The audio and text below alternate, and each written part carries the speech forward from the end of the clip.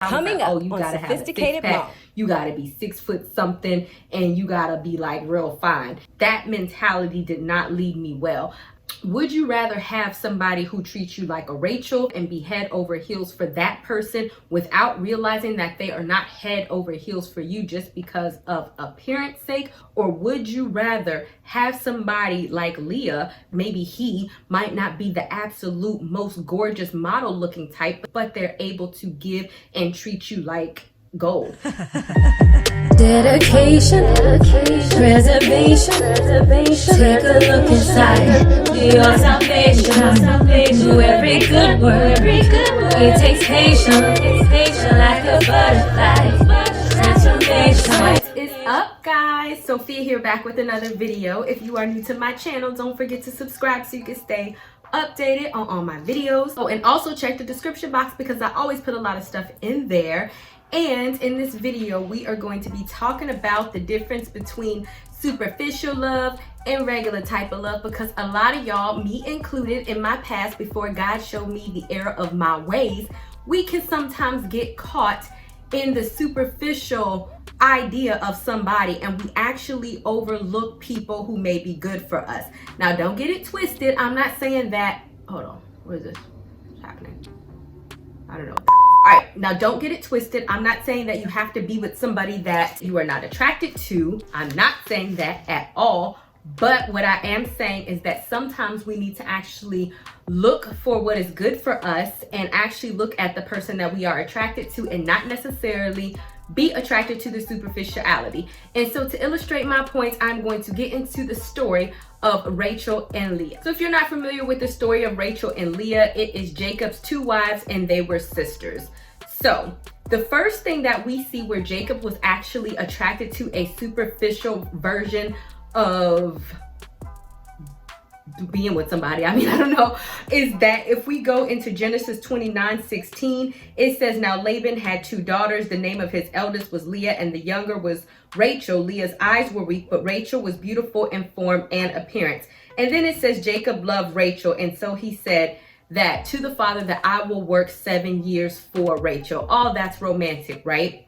However, there is nothing wrong with being overtly attracted to somebody, right? But you also have to evaluate who they are as a person and if the love is reciprocal, but and also the direction that God is telling you to go.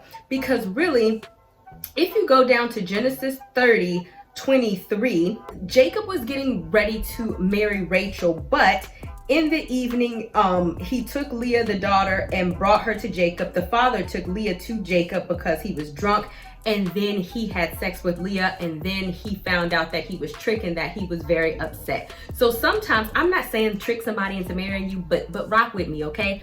Sometimes we have to be aware at what God is telling us, because sometimes he allows situations to happen to us because we know he may know that it's in our best good, and maybe what we are asking for may not necessarily be what we need. But I kind of feel Jacob didn't necessarily see that because he was so fixated on Rachel. So then, mind you, after he says, hey, I want Rachel, the father was like, okay, I'll give you Rachel too, but I want to go in paralleling the two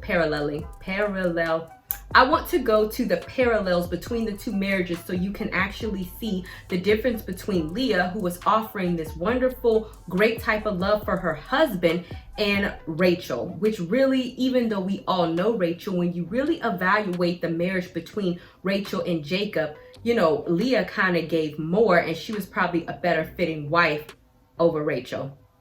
Sad but true. So the first time that we hear that is if we go to Genesis 29:31 or 30, and this was after Rachel was married to Jacob, and it says he loved Rachel more than Leah.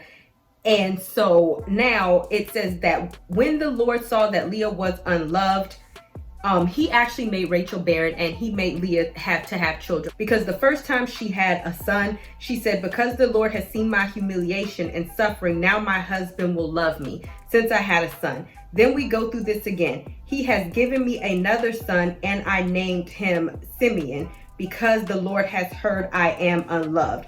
And then she conceived again, and then it says, now this time my husband will be attached to me.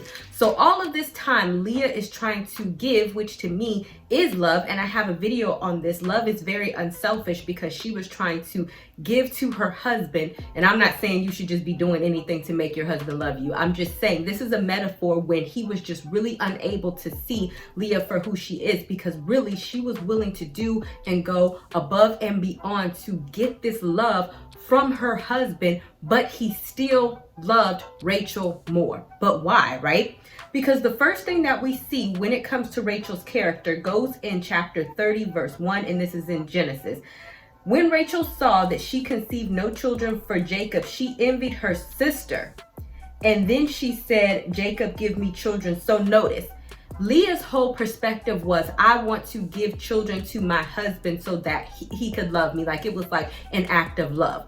Rachel wanted to give children to her husband because she envied her sister. So it's like two different reasons, motives behind what they are doing. Rachel is doing it to get back at the other woman, and Leah is doing it for her husband. And the next thing that we go is that when Rachel saw that Leah's son had gathered some mandrakes, Rachel said, and this is in chapter 30, starting from verse 14, give me some of your son's mandrakes. And then it says, but Leah answered, it is a small thing that you have taken my husband, which you also take away my son's mandrakes also. So Rachel said, Jacob shall sleep with you tonight in exchange for your son's mandrakes. And so that's exactly what happened. So then Leah said, hey, Jacob, you must sleep with me tonight, for I have hired you for my son's mandrakes. And that is really sad in the sense that once again, Leah is trying to get the attention of her husband. And Rachel was just like, yo, I want some mandrakes. You can sleep with Jacob and so I can have like some food. Like, really? Who does that? The last thing that I see where we really see Rachel's character come out and who she is and how Jacob was just fixated on the appearance, because if you remember, he was just focused on the appearance and the shapely figure of Rachel, and that Leah had weak eyes. It didn't even say she was ugly. It just said that she had weak eyes. So at this point, Jacob is getting ready to leave the land of where the father is. And so before they leave, Rachel sat and she snook and she took the idols of her father. And she did not tell her husband. And so Laban, so it says in chapter 31:30, now I suppose you felt you must go, but because you were homesick for your father's house and family, why did you steal my household gods? So these were the idols. So Jacob answered and said, so the one whom you find, your God, shall not live in the presence of our relatives. Search in my possessions and point out whatever you find that belongs to you and take up. For Jacob did not know that Rachel had stolen the idols. So when you look at the character of Rachel, not only did she put her husband in a position to be accused, she was deceitful, she was not honest, and she did something very intentionally to hurt her father, and she didn't even let her husband in on this, and he could have paid the consequences for being a thief. And not only that, he's sitting up there looking like boo-boo the freaking fool, saying nobody stole from you, and his wife did, Rachel did, and if you find something, then basically, you could put that person to death. So she could have like died. So even when they searched, they were not able to find the idols. So then Rachel displeased the father, and when he came in, she was like, oh, I can't stand up, and because she was sitting on the idol. So she made up an excuse and said that she could not stand up in his presence. But really, Rachel not only was deceitful to her husband, but she was also deceitful to her father. What is my point in all of this?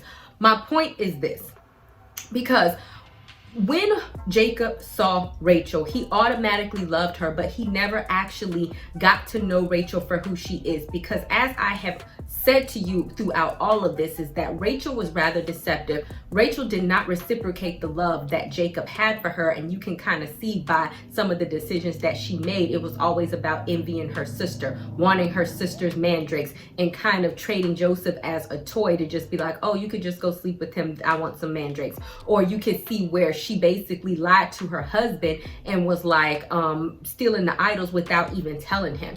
And if you evaluate the situation of Leah, yeah, yes, she may not have been as attractive as Rachel, but I mean, he kept sleeping with her, so he had to have some type of attraction, right? But at the end of the day, he was not able to see each wife for who they were, and he idolized Rachel based on either what he thought she was or off of her looks. But at the end of the day, he overlooked a person who was willing to do and to give everything to him, simply because he could not get over the superficial that he had seen between the two sisters. And had he done that, maybe he would have seen that Leah overall was a better match for him. This is why he was working 7 years for Rachel under this cloud of, love or infatuation. Maybe if he would have evaluated the situation and not moved so hastily, he would have seen that Leah was of more of a value. So the point that I'm trying to get to you is, obviously, like, I'm not saying that you can't just have somebody or a husband or look for a person that you're not attracted to, but you also need to look beyond the superficial behavior or the superficialities of other people. I was a victim of this in the past. I was like, oh, you gotta have a six-pack, you gotta be 6 foot something, and you gotta be like real fine. And that was kind of like my criteria. But at the end of the day, that mentality did not lead me well. I think as you mature and you start to understand what to look for in a partner, who do you want to pair your life with?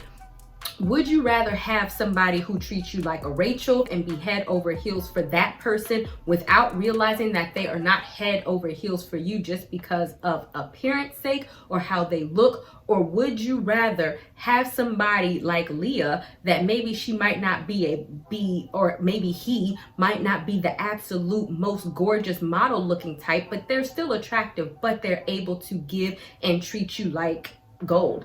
And so really, you have to start looking and getting to know people on more than just a superficial level, because maybe God may be trying to show you something. Maybe that was the reason God allowed the trickery to occur and Jacob married Leah. Maybe God may be trying to show you something in an individual person, and maybe trying to show you that you're freaking shallow and that he has something better for you if you are just willing to look and see with the eyes of God, because that's how I feel, because God looks in people's heart, and that's not necessarily at their appearance, and look to see who is willing to give you what you need and not just keep dating people off of some real shallow crap, and then when they turned out to be dogs, you wondering why. It's because you're basing your relationship off the wrong thing. All right, guys. All right. So I definitely hope that you enjoyed this video. Tell me, have you ever suffered a situation or relationship, or do you still now? You might. Hey, where you just kind of base your relationships off the finest person, and you feel like maybe you might be overlooking some of the more important features that go into a relationship? I would love to hear it. All right, guys. Thank you guys so much for watching, and I'll see you guys another day, another time. Bye, y'all.